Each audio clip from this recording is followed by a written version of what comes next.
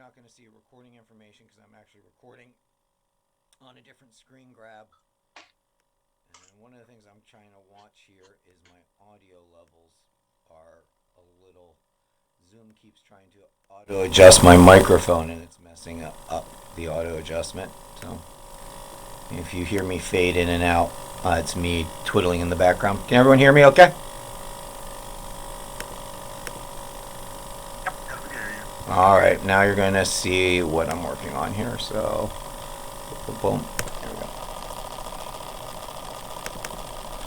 Alright, so what we're going to do here is we're going to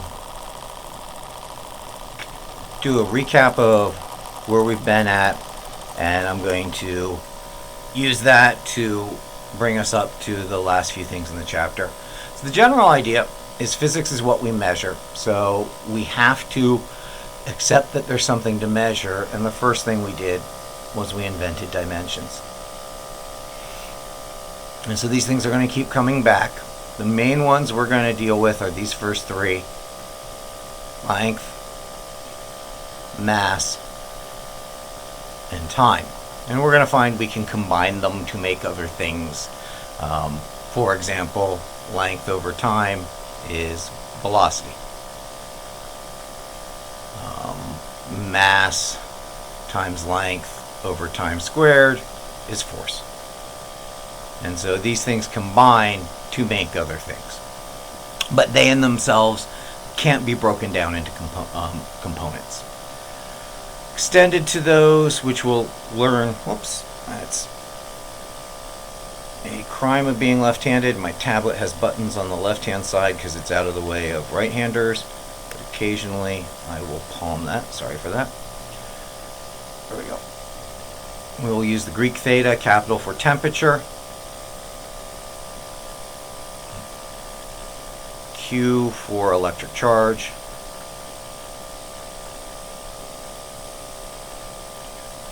N for the number of things,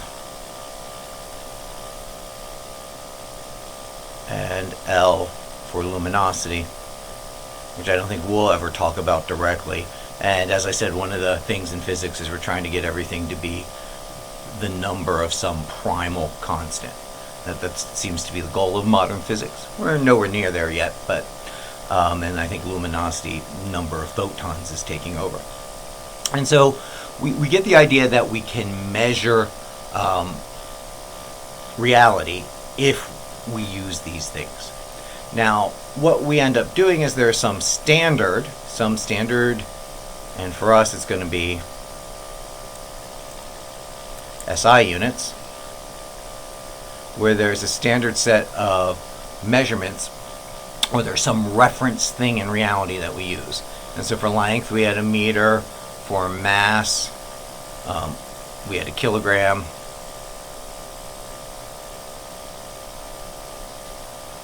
For time, we have the second. For temperature, we have Kelvin. And we ourselves will use degrees Celsius. They're related, but Kelvin is the true underlying thing. For electric charge, we have a coulomb. For the number of things, we have moles. And for luminosity, we have candela. And there are other units that we put together. For example, force, instead of always going mass times length times time squared, if the mass is in kilograms, the length is in meter, and time is in seconds, we call that thing a Newton. And so these units we take around, and there's these things in reality that we reference against. And if I have 3 meters, I'm saying I have multiplied times 3 times some meter reference in reality. And so we've turned our art of measurement into a mathematical multiplication. We're multiplying this reference in reality by the number of times. There's a subtlety to this that I actually didn't bring up, and I said additions are hard and we don't really do additions, but addition falls into our language, and if I say I'm 5 feet 6 inches, actually I'm bigger than that, but I'll take it, 5 feet 6 inches. 5 feet and 6 inches when you have two different units, you can make them an addition if they're of the same dimension. This is an addition, not a multiplication. That's kind of hidden in some of the ways we measure in science. Because we try to standardize the unit we're in, we're usually dealing with multiplications. We're multiplying some reference in reality. Addition, we'll see, comes into special cases. So a lot of the formulae we'll start with multiplications, and the additions have to deal with different things coming together. But if you think about how we talk about this, I'm talking about the same dimension, but in different units. I would have to convert. I think the easiest way would be to convert this to inches. And so you have 60 inches plus 6 inches is 66 inches coming across. And so I didn't mention much about additions because it doesn't really come into what we're doing quite yet. What I want to do, though, is I want to talk about the problem with measurement in general. One of the things we have to accept wholeheartedly and fully is there is no perfect.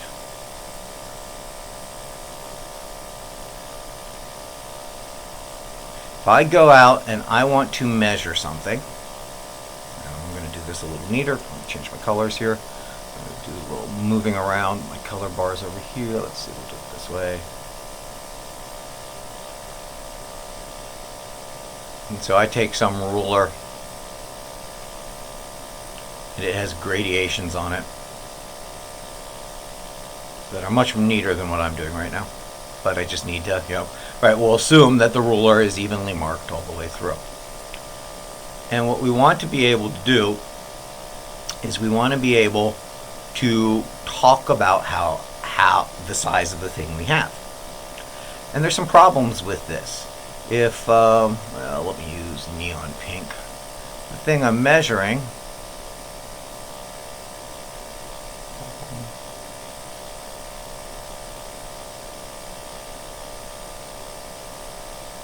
that's the thing I'm measuring.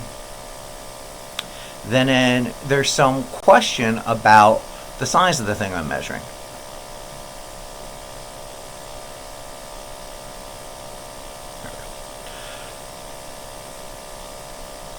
Because when I line it up with my measuring device,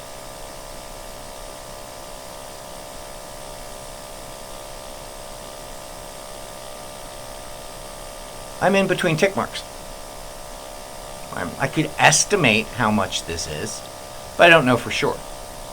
And so one of the things we do is we build a better set of tick marks. We go in, we get, well, I'll make an even division of these things. I'll make an even division of these things.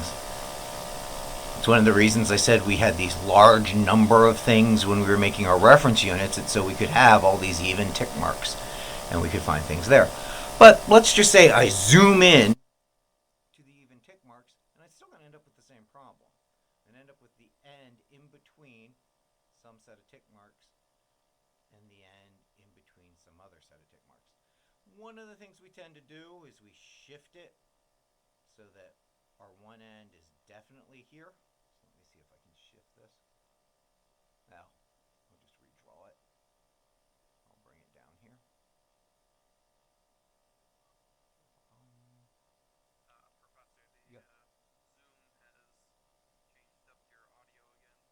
Am I quiet? Yeah, you're very quiet. Interesting. Because, yeah, it did, and it knocked it down on the microphone itself. And now I'm probably deathly loud. There we go. Yep. Yeah, I'm going to, give me 2 seconds, I'm going to see if I can turn off Zoom's auto-correcting. Because I can see it pulling it down. 2 seconds here as I go into my audio setting. Zoom. Okay, you're gonna lose the screen for a second. Oh, nope, I got me where I wanted. More. Hey. Alright. Well, once I start to fade, let me know. Did I fade immediately or did you lose a sentence or two there? You just faded. Just faded. Okay, so you got me with the, we're gonna line things up to the end there. Okay. Alright, and now I'm gonna try to see if I have a way of. And I just faded again. All right. Well, if this continues, I'm gonna have to fight on the recording on the other end. My God. What the hell is it doing? Hi there. Hello. I am Iron Man. No. Okay. Let's Like see. he's driving by on a car. Yeah. It is really weird because it's like all or nothing. Yeah, it's just auto-correcting, right? Yeah, it's auto-correcting. It seemed when my fan kicked in for the GPU, it seemed to shut everything off really loud. And I guess being in the computer, that fan noise came off really loud on the microphone. What I'm trying to do is I'm trying to lock that right at this level. And it's not letting me do it. It's definitely Zoom. There should be an option to... No, yeah. Adjustment, right? Yeah, normally when you go in, let me stop sharing the screen for a second. Come over to my audio settings, audio input level, automatically adjust. There, I have turned off automatically adjust. Let's There you see. go. Let's see if we can win this battle. All right, let's go back to sharing the screen. Let's go back to this. My apologies for that. I think if I only would have had the one piece of software, it wouldn't have been a bad either. I have two things using the microphone. If I fade away, let me know, and if I sound like Ozzy Osbourne and Iron Man all distorted and grumbly, also let me know. Alright, so we move our object so that it's touching a reference point. We usually call that a zero. We zero out our instrument, and that lets us at least define one point where we'll say this is the zero and we'll count forward to it. A lot of the times it's taken into the instrument design. When you have a scale, you zero out. But the problem becomes then, what do we have to report as our measurement? And so we generally talk about the number of tick marks define our precision. How close to the true value we can measure is accuracy. And precision is how close our measurements are. And so when we have many tick marks, we're allowing ourselves to be precise. We're allowing every time I measure, I have less room for error. Now, the accuracy comes into how well the thing we measure is to the true value. So precision determines how close measurements are. And how close measurements are based off of the tick marks. Now, accuracy is the sum effect of the true value in what I measure. And the book, and everyone tends to use the bullseye mentality, is in reality there is some truth, some true measure. And if I'm accurate, everything dances around the truth. The average of all these things makes an X that the truth is in. That's accuracy. If I'm precise, the distance between my measurements are small because the precision in my instrument is such that every time I measure, I can get really, really good detail on my measurements. So I can be accurate and not precise. My answer will contain the true value, but there might be a wide spread on it. I can be very precise but not accurate. My spread won't contain the true value. And then, of course, what we really, really want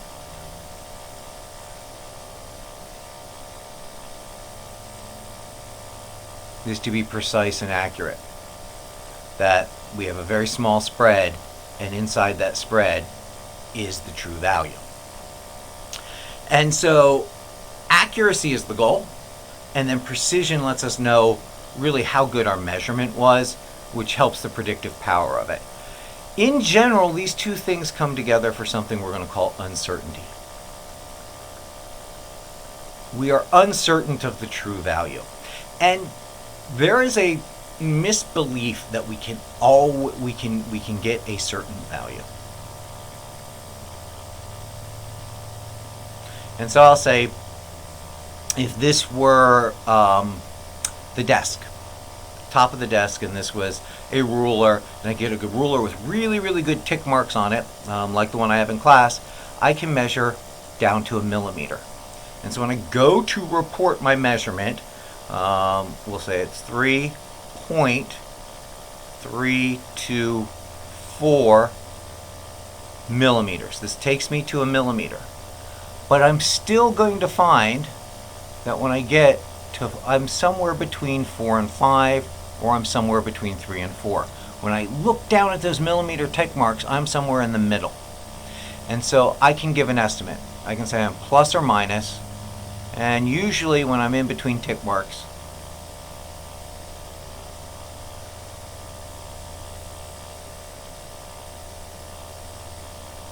I'm usually off by a half a millimeter. So the real answer could be 3.3245 or 3.3235. I'm somewhere in between those. I show my uncertainty by this plus minus. And it's based on how good my measuring instrument is. And so we go, oh, okay, well, let's measure it better. So we get a laser, and a laser fires down light that bounces off a mirror and bounces back. And the light has a fixed wavelength. And so how it bounces back, I can get a number that's measured in the wavelengths of light. And so each of my tick marks could be a nanometer. And I could get down to a nanometer in my precision. But I still will have the length of the object might be somewhere in between here, and I still have to estimate. Now my uncertainty is to a greater precision, but I'm still dancing around the true value. And so there was a large question science to measure better and better. Lord Kelvin, who the Kelvin scale is named after, once famously said, oh, we got everything except for 6 decimal places. He was like, once we measure everything better, we're going to know all the answers. Problem is, if I look at the desk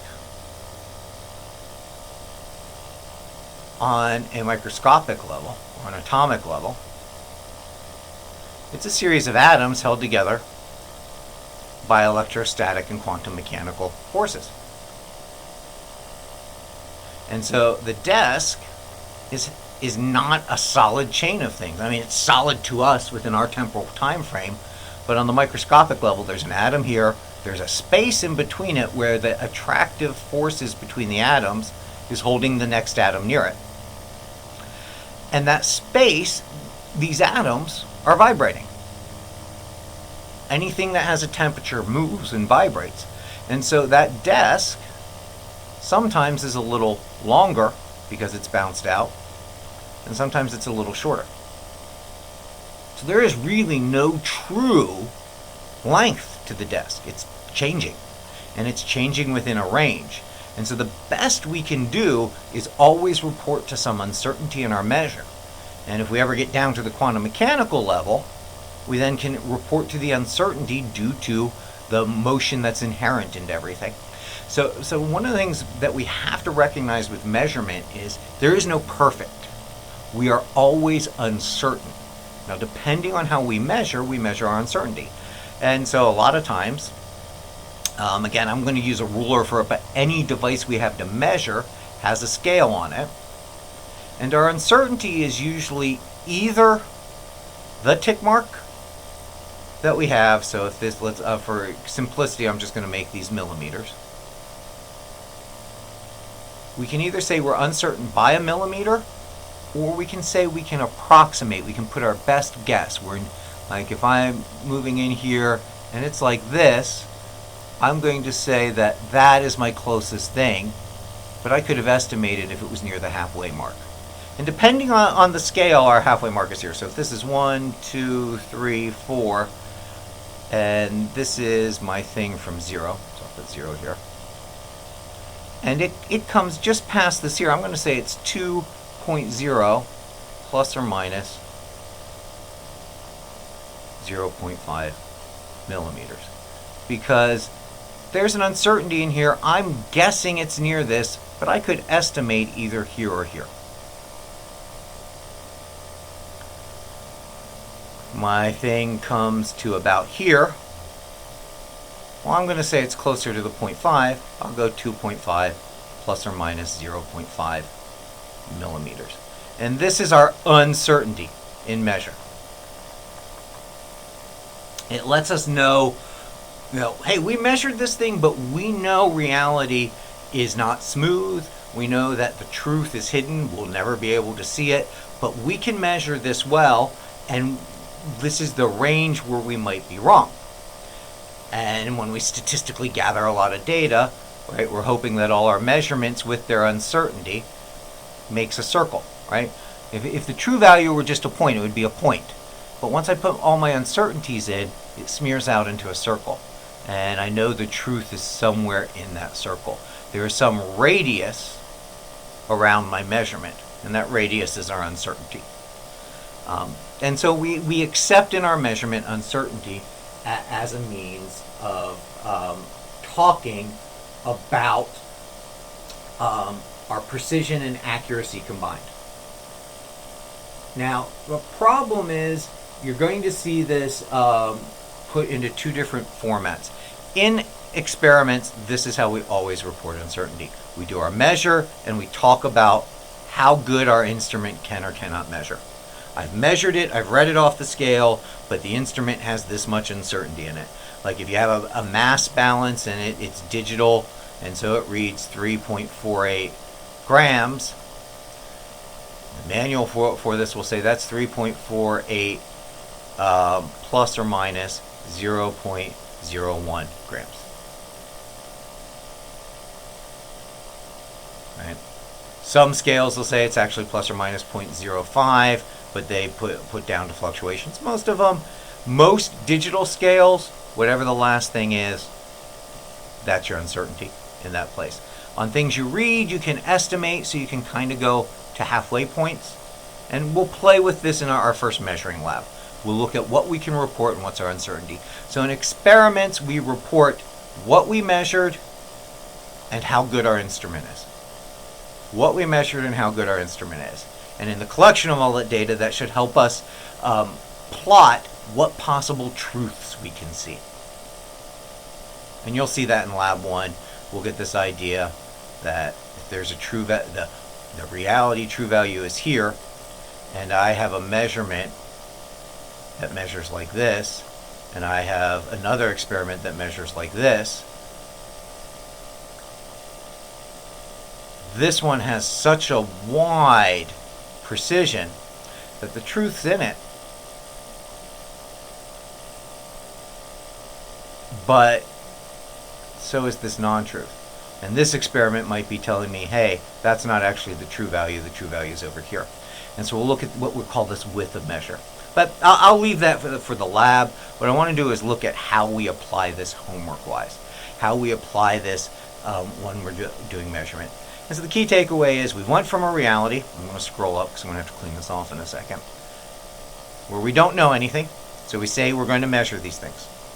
We find some standard that we can multiply across. And then we take that standard and we say, I found this many of them, 2.5 of them, in this case millimeters. But my instrument's only good to 0.5 millimeter. And that's what the plus minus is here.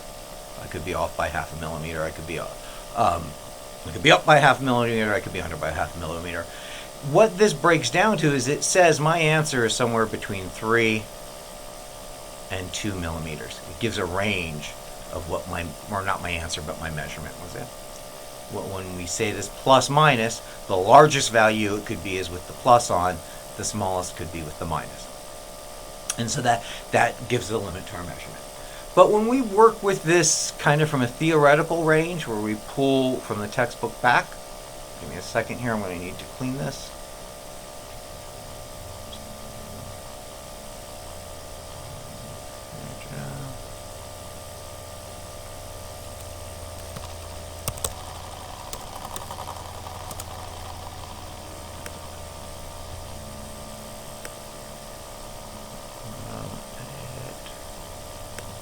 Go. Sorry, erased my whiteboard there. Or my blackboard, I guess. Literally correct. When we're working with this and we're in a theoretical level, we're going to use a different means of talking about it. We're going to use significant figures. And what a significant figure does is it's a way of writing a number where we put our uncertainty into the number. So if I say 3.4 meters, I'm saying I know for sure I've passed the 3-meter mark. I know I'm somewhere near the 4. My estimate's somewhere in here. And so we say these two things are significant. What I know for sure and my first level of estimate. And so significant figures are a way of wrapping together your uncertainty. I'll reopen the meeting after this. Zoom has time limits on these. In fact, what I'm going to do right now, since I'm starting significant figures, is I'm going to pause the recording. I will shut down Zoom and reopen it, and you guys can plop back in. Is that okay? Yeah, sounds good. Yeah. Yep. Sorry about that. Alright, so pause here, unshare, and I'm going to end the meeting, and I'm going to reopen it in about 2 minutes. You guys should pop back in. Once I see you back in, I will restart the recording.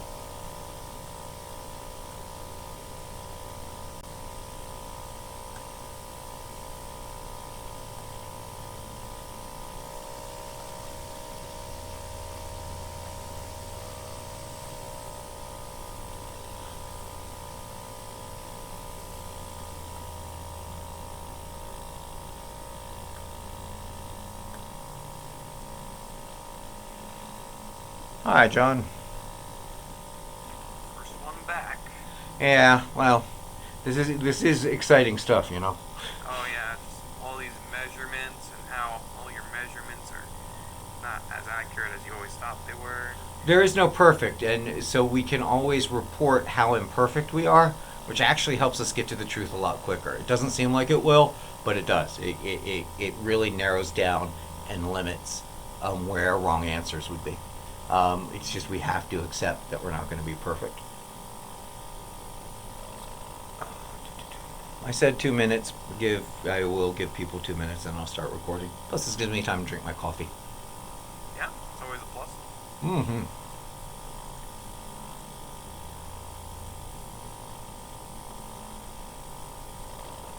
Where are we at here?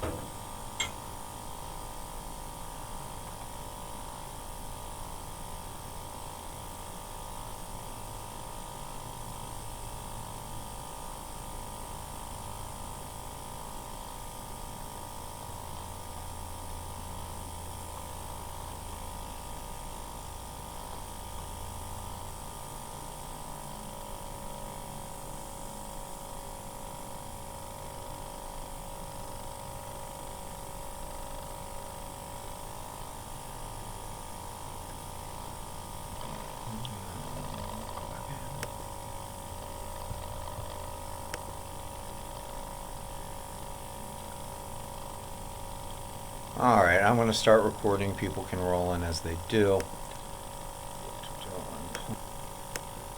There we go. Alright, so significant figures encode our uncertainty. They put it into what's significant. And I know what's significant, it's a measure. So if we look at how we write numbers, so if I say 350 meters, what I've said here is I know 300 fairly well. 50's close, I had to estimate to it, but I'm not really measuring the ones. And so zeros are not significant. They don't tell us our measure. Now, if I could measure the ones and I needed to say the 0 is significant, we usually put a bar over it to say that mattered. In general, when we see a 0, it's not significant. And so we say this has 2 significant figures.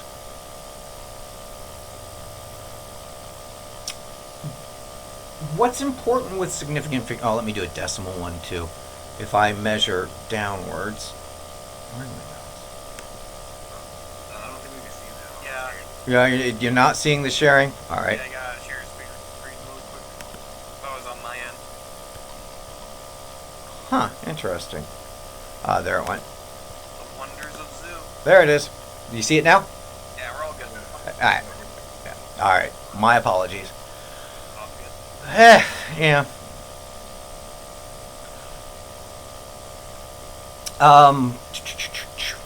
So 350, the 3 is significant, the 5 is where our estimation is, so it's significant, and the 0 we're saying we don't have any significance with it. Now if I want the 0 to have significance, I put a bar over it, and that would have 3 significant figures. And this is a way of carrying forth our error, because one of the things we'll see is that uncertainty propagates through calculations. If I were to measure the area of a circle, I'm going to have error in this measurement, which means I will have error in my area.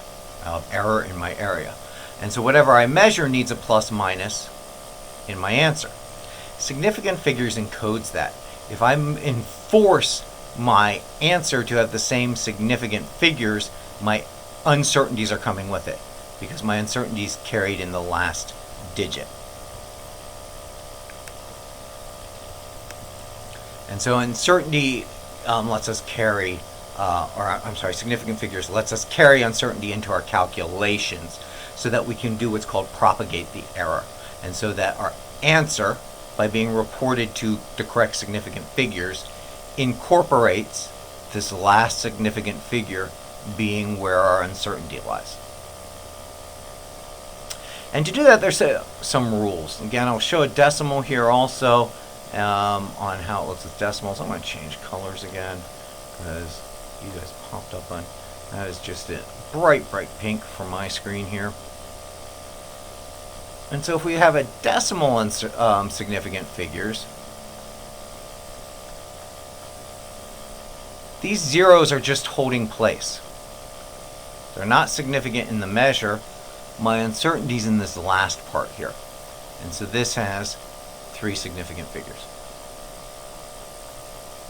And the nice thing about decimals is if for some reason I had a 0 measure that was significant, I write it, because that 0 is not needed to hold place value, so it becomes significant, and that would have 4 significant figures. And so in decimals, zeros to the left are not significant. They just hold place. Zeros to the right are significant. On the front end of a number, zeros to the right just hold place unless I put a bar over it. Then it's significant. Now if I have a number like this, 150 point or 1,500 point all of this is significant, because I have measure here and I have measure here, so this has many significant figures. You don't get a lot of this. Usually we measure between 3 and 6 significant figures. I have the Chemical Rubber Company publishes probably the best measured standards on physical constants, and in most cases we're lucky if we get past 12 decimal places. So, and we'll mainly be working from 2 to 5 sig figs. And so what happens with this to help us with our calculations is that significant figures help us error propagate. So there's a couple different rules. The first one is the multiplication rule. So if I have 326 meters, I've definitely measured 326 meters out. And I come down here. Let's say I'm going to paint this. And so paint has area coming across. And I'm using the, I think this is a large distance. This is about a football field size. And, sorry. And we'll say, but I'm only going to do something really long, like let's say a roll of toilet paper. I roll of toilet paper across. So this is only 0.2 meters, about 20 centimeters wide. Right? So imagine we're running down to a football field. I'm rolling out as much toilet paper, and I want to figure out how much paint I need to soak, or ink I need to soak on this to color it. And so I can measure how much I roll out, and I can measure the width. But my measurement of width has 1 sig fig. Well, I'll make it 2. We'll make it 0.25. We'll give it 2 sig figs. Make it a little more interesting. Which means that it's going to affect my answer, because in this last digit is my error, and in this last digit is my error. And so when I do the multiplication or division, right, I have 3 sig figs times 2 sig figs. And the rule is, when multiplying, take the lower number for your answer. So what am I going to get from this? I'm going to get 8, I'll just do it longhand. I get 0, carry my 3, 3, carry my 1, 16, 2, carry my 1, 5, 6, 0, 5, 1, 8, 2 decimal places, 81.5 meters squared. Right? And your calculator double check. But because I have error in here, and that error is propagating, every time I calculate, I could be off, I only have 2 sig figs. So I look at this and I go, well, here's my 2 significant figures, and so I should use 82 meters squared as my answer. And so I round up, and the 5 is greater, that rounds up. And so that now encompasses my error in both measures. And so if I get 82 meters squared worth of paint, which is not hard to turn into a volume if we know the annealing rate, I'll be able to purchase enough to dye my toilet paper the color I want. And toilet paper, the only reason it rolls out nicely, right? And so when multiplying,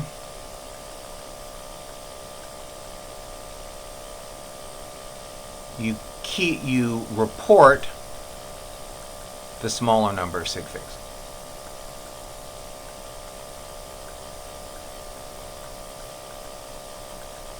Of all your factors. And please remember, division is an inverse of multiplication. So if I have 4.82 meters divided by 2 seconds, that's going to be 2.41 meters per second. But this only has 1 sig fig, and this is the same as 4.82 times 1 over 2. So it has the same rule, and this would be 2 meters per second, is what I would report. And so sig figs are a way of, in our theoretical calculations, we do these in homework. When we do error estimations, we pull sig figs as a way of reporting. And remember, in the last reported thing are uncertainties in there. So when I say 2 seconds, it could be 1.8 seconds, it could be 2.3 seconds, right? That's what we're saying when we say 2 seconds, is I was really close to 2, but I don't know what the decimal place is on either side, and so my answer comes down to 1 sig fig. Addition is a little bit odd. Addition and subtraction is a little bit odd. So let's say I'm adding or subtracting something with significant figures. In my one measure, I measure 152 meters. And I want to subtract from it. I build a board. So this I measure with, what do we measure fields with? Those wheels that you roll around for cross-country courses. Right, I get 152 meters. I have no fractional component to this. This is significant. There's no decimal to it. But I build a platform, and I build it to 10.8 meters because I can measure it with a meter stick. And so I have a decimal here. And I want to know, if I lay this platform down, how long across this 152 field do I have left? So I have a 152 meter field, and I build a 10.8 meter platform. How much space is left? 152 meters minus 10.8 meters. Well, notice I have this decimal place here. So I'm going to have to add a level of significance at least to my number. And now I'll do my subtraction. I get 2. I don't have to borrow one from there. And so I should have 141.2 meters left over. But the rule is we take the worst decimal place, the least precise, which is this one. Because if I go back out and whatever I measured this with, if I come back out and measure this bottom here, I'm not going to see this 0.2. This 0.2 is invisible to whatever I measured this with. Can you see that? If I can't record a decimal place here, if my answer says there's a decimal place and I go back and measure with this thing, I'm not going to see that 0.2. So when we add or subtract,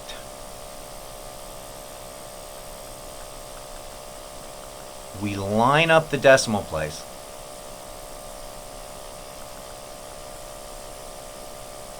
And we keep to the highest place value.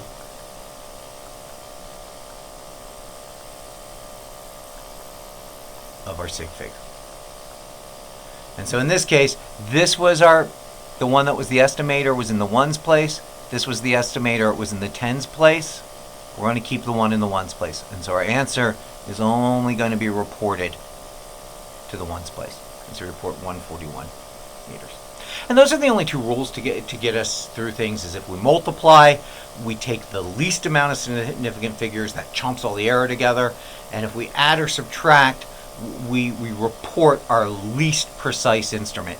And another way to look at this is that 152 on that device I measured could have been 152.9, could have been 152.4, could have been 152.3, it could have been 151.7. We don't know. We had to estimate to get that number. And so when I do this subtraction, this 0.8 could have been taken from this, could have been taken from this. Because we don't know this place, this is all we can report. And so these rules help us measure something in reality and encapsulate our error and then propagate our error into our answer. Because when I want to make a prediction with my answer, and I'll go back to the toilet paper roll as an example. I don't know why I picked toilet paper rolls. I don't know. If I'm laying this out and I go out and I buy 81.5 meters squared of an annealing agent, which could be significant in volume of an annealing agent, and I didn't buy the 82, and this ends up being 81.75. Well, 0.75 ends up being 3 meters of this. There ends up being a 3 meter endpoint that I'll miss, which is, twice, 2.5 times the size of a person, gets missed in the difference between that. And so we want to be able to report back enough information that our prediction will get done what we need to get done. And so taking our error and encoding it into sig figs lets us do that. It lets us deal with the limitations of our measuring devices, but keep the predictive power of the measurements that we're doing. And so sig figs are a pain in the bottom, but they make sure that the answers that we have keep their predictive power. All right, I'm going to save this one out, and then there's only one other thing I needed to cover through there, and that's percent uncertainty, which our first lab is going to cover in great detail. It'll be fun if you enjoy measuring things in creatively different ways. But when we look at our uncertainty, that uncertainty can relate back to our measure. So I'll use the notation that we'll use in lab and the books introduces in section 1.3. I'm going to have some measurement, and I think they're going to say we're measuring some quantity A. And that plus minus, we're going to use a delta for difference A. This is what we're going to call the uncertainty. We're going to give the uncertainty, we're going to say it's delta A. So when I measured 10 millimeters. Let me do this right. 10 millimeters plus or minus 1 millimeter. My unit comes at the end, and I'm saying this is 10 millimeters plus or minus 1 millimeters. In our mind, we're thinking there's parentheses there. That unit gets distributed to both things. But because this is such a common way of writing it, we don't put parentheses on it. And so this is my measure. The first part here is my measure. And in the book term, that's the A. And then this plus or minus part is my uncertainty, which is the delta A, or the change in A. How far off on either side of our measure we can be. And we can talk about percent uncertainties. Percent uncertainties are nice to do calculations with. It's better to do your calculations with percent uncertainties. They can work their way through. So to find that, in this case here, the formula is I take whatever that measured uncertainty is, and I divide it by my measurement, and then I multiply it by 100%. Now you'll find I will not often talk about the multiplying 100% because this is going to give me a decimal, and when I go to use percentages I tend to use them in decimal form. So let's look at this one here. I have 1 millimeter divided by 10 millimeters. The millimeters cancel. 1 divided by 10 is 0.1. I multiply that by 100. That's 1% error, or 1% uncertainty. Well, I'll just write 0.1. Well, no, I'm sorry, 10. Right, 0.1 is 10%. Sorry. I'll see 0.1, and I will say 10%. Because when I go to use this, this is the form I like to use. And you'll find I do a lot of different statistical things. Only when I'm writing the papers do I tend to put my percent signs in. When I'm doing the calculations, I'll say this is 10%. I'll say that's 5%. I'll say that's 0.5%. And that's just because when we need to use a percent, we have to convert it back to the decimal. So when I'm doing my calculations on my answer keys, until I report the final answer, I'll leave a lot of my uncertainties like this, but I'll say this in words. So bear with me with this. That's what that times 100 means here. So when we measure something and our uncertainty, they can come together and they can tell us this thing called a percent uncertainty. And what we can do with percent uncertainties is we can use them with our calculations.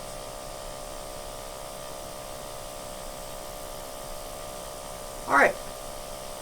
This is everything I have to work us through and begin playing with the problems. I think the problems line out and use these things fairly well. I didn't go over the scientific method fully. I want to stop sharing the screen here. And I am really just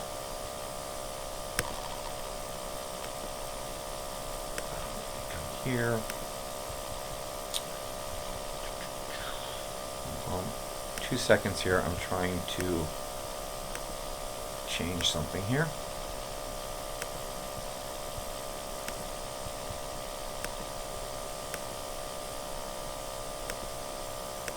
Alright, I'm having a small video problem. I'm not crying over it yet. Oh yeah, I am crying. So that. Yes, did that free it up over here? Oh, well, you've got the web browser there. Come back here. My apologies. My camera is not turning on. Let me stop.